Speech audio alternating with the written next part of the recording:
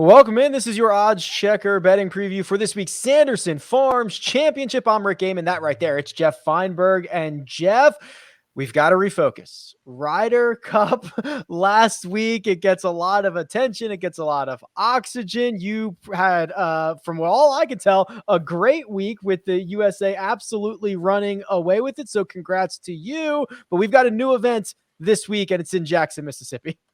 Yeah, listen, it honestly feels like the Monday after a major, where you kind of said you kind of put a lot of air and energy and into something, and to me, the Ryder Cup sort of does sort of take up that sort of oxygen.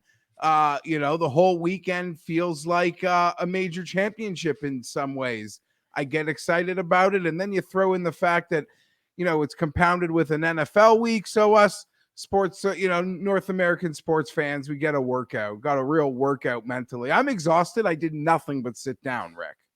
Well, you know who else might be exhausted? Sergio Garcia. He's near the top of this betting board for the Sanderson Farms. This is the odds checker grid where you can see all the best odds from across the industry. Sergio making the trek from Whistling Straits. You can try to figure out how tired he is both mentally and physically, but he, along with Sam Burns, Will Zalatoris, and Sung Jae Im, make up the top of this board, Geoff. All of them between 18 and 20 to 1. And I think there's going to be a lot of confusion, or there's going to be a lot of different ways to go for most people who are trying to make a bet for one of the golfers who is most likely to win the event.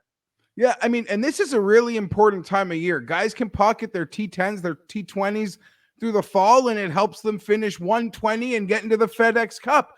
Sergio Garcia, Rick, his whole season, he got a win this time of year last year, and it really changed the course for maybe his confidence because off a down year.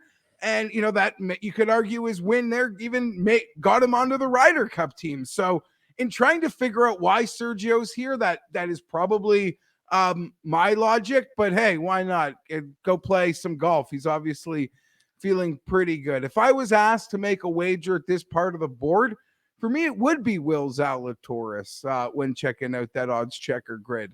A lot of competent players in and around that odds range, but if I'm picking one to peak at this time of year right now, for me, it would be Will Zalatoris, but I'm not that comfortable at the Sanderson Farm betting something that short.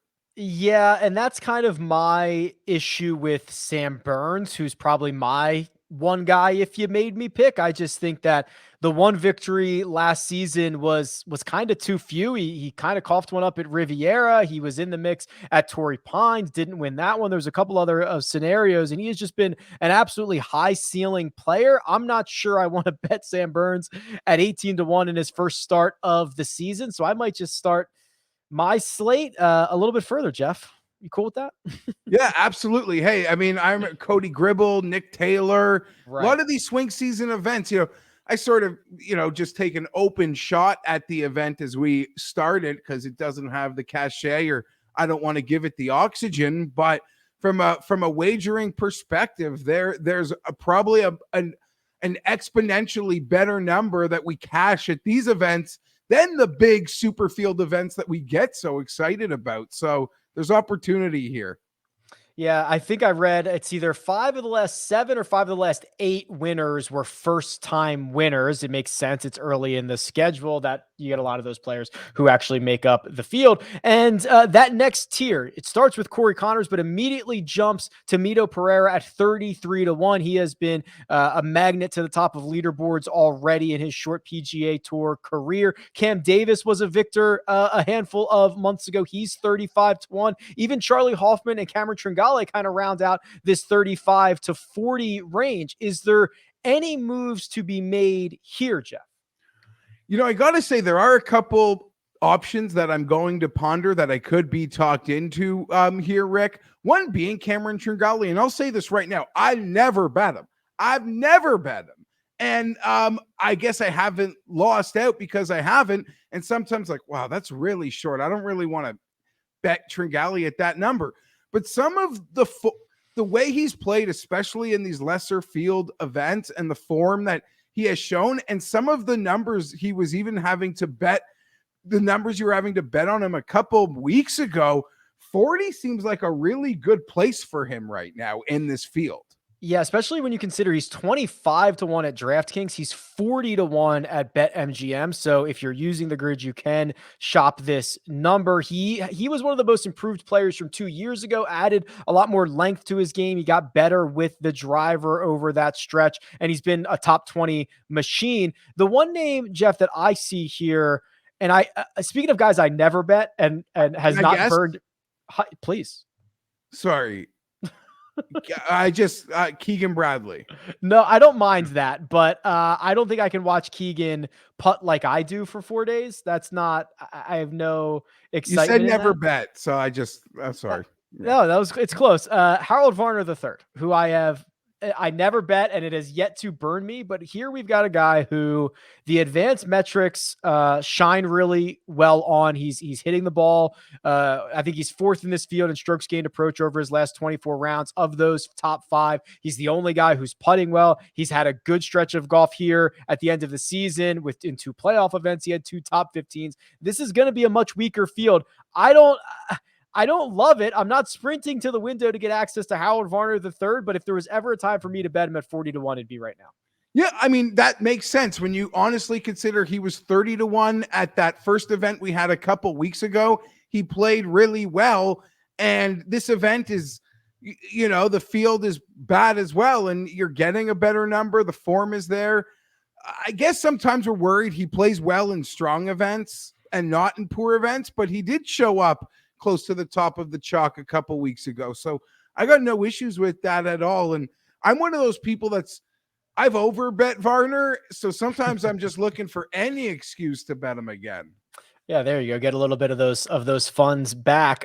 Taylor Gooch, 50-1. He's gone. He has withdrawn from this event. You can move on from that. Carlos Ortiz has a decent history, 2 top 5 finishes in his 3 starts at the Country Club of Jackson. Sebastian Munoz has won this event in the past. And then I think there are big question marks in this 50 and 60 range. The biggest one for me is Matthew Wolff. He's 66-1, Geoff. I think that odds makers are trying to hang a number, but don't want to get burned. I'm not sure anybody knows what to do with Wolff at the moment.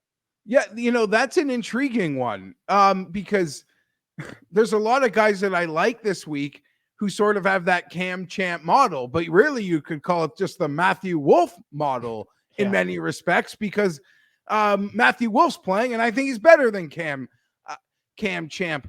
From an outright wager perspective, he brings win equity to the table. From collegiate to pro. I, like you, haven't run to make this bet. It's not like I'm rushing to get to the window to make sure I get in on it, but I totally get it. We're betting to win. This isn't a conversation about 5th place, about 8th place, a great DFS play. The floor is low on Matt Wolff, but so is that ceiling. And do you know who the conversation was 2 weeks ago? Why is he 16-1? He's just got a ceiling. It was Max Homa. And look what happened. I wasn't smart enough to bet it. The thing about Matthew Wolff as well is he hasn't played in 5 weeks, and you think maybe that's an opportunity for him to get back to his coach, get right a little bit, and come out guns a-blazing. The last time he came back from an extended period of time off, that's the break he took after the Zurich to the U.S. Open. He was great for 2.5 rounds, looks much more like himself, finished T15 at the US Open. Maybe we get a little bit of a resurgence from Wolff as well. Then you start to go deeper down this board, Geoff, and it starts to get ugly pretty quick here. Ches Reavie, 75-1. Joseph Bramlett won a Korn Ferry Tour final event like 3 weeks ago, 80-1. Is there anyone or anything that can draw your attention down here? Yeah, I assume the majority of my betting card will probably be from that 50-1 range. You mentioned Reavie, 75-1. I am sometimes very attracted, to him in these sorts of events. He just seems to have endless opportunities. So that's a guy that I've bet a lot in these lesser events, and I've actually been willing to go back. He hasn't treated me poor enough where I don't want to go back, so I see myself betting Reavie. But there's a couple guys flirting in that 50-60-1 range that I want to make decisions on. From Seamus Power, who I believe, can ball strike his way around this course perfectly. He's a young player who had a win last year. But Emiliano Grillo, when we were at that Subfield event, there was that Subfield event the week of the WGC, right before the playoffs. He was the favorite in that event. Yeah. I'm not saying this is Subfield. It's got Burns, it's got Sergio, it's got Connor, it's got nice names that we like, but it's 5 names from being a Subfield event.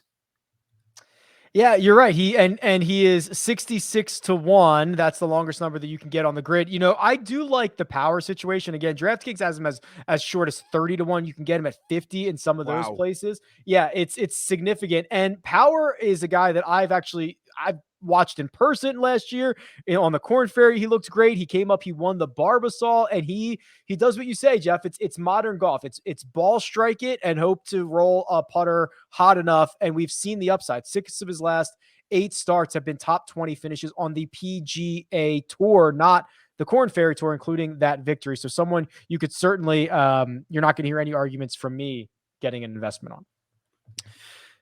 A little bit further. How far would we go? I mean, it drops, like, I think you nailed it perfectly, Geoff. When you're talking about, it doesn't really matter if this guy finishes T3. We get a guy from 100-1 who finishes T3 seemingly every single week in these fields. You got to win the golf tournament. Are there any golfers in this triple digit range, whether it's Joel Dahmen, Lucas Glover, Rory Sabatini, that have legitimate win equity? I guess you could argue Lucas Glover could bring some win equity to the table here. Scott Piercy's been striking the ball really well. This seems like an event that could suit him. I'm always a sucker for Luke List, and sort of just, I don't know that he has the ability to spike putt like Cam Champ does, but Matt Wallace, Rick, 110-1.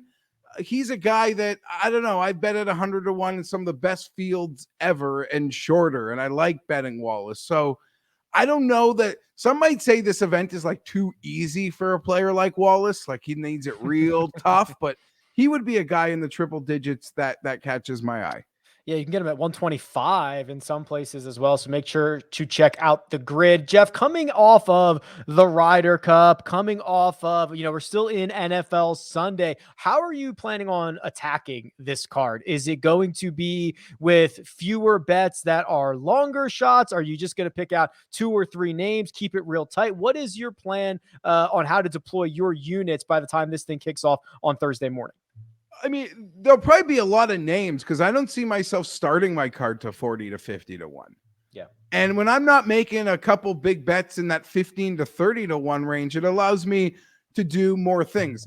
That being said, Rick, listen, everyone, you got to bet how you're comfortable. And I acknowledge there's opportunities in these events, but this golf season, it never ends. And this is a time of year where my exposure, just wholeheartedly, my exposure does come down this time of year. I am throwing longer shot bets.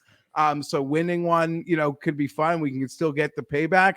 But my exposure is down. I'm less invested on, say, like a Thursday or Friday as well, I'll be perfectly honest. Fair enough. And those longer shots, especially at this event, have historically come through at a pretty high rate. Okay. Geoff Fienberg, you can find him on Twitter at GFienberg17. You can find me at Rick Run Good. This has been your odds checker betting preview for this week's Sanderson Farms Championship. Good luck.